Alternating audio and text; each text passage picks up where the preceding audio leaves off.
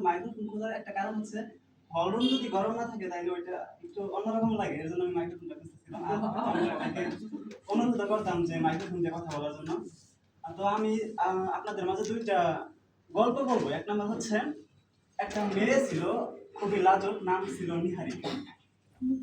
নিহারিকা সে একদিন অফিসে আসলো, একটা নেটওয়ার্ক মার্কেটিং কোম্পানির অফিসে আসলো প্ল্যান দেখার জন্য। সে তখন সে সিদ্ধান্ত নিল, কি বলছে, মেয়েটা ছিল লাজুক, সে কথা বলতে ভয় পেত। কথা আমার মতো স্পষ্ট ভাবে বলতে, মানে আমি যেমন আটকে যাচ্ছি সেও এমন আটকে যাবে, স্পষ্ট ভাবে কথা বলতে পারতো না। তো সে অফিসে যাইতো, টিম মিটিং করতো, invite, close up, follow up, okay 5টি করে ফোন করে কথা বলবে পাঁচজনের সাথে। 6 মাসে 5 জনের সাথে প্রতিদিন 5 জনের সাথে করে ফোনে কথা বলবে। এটা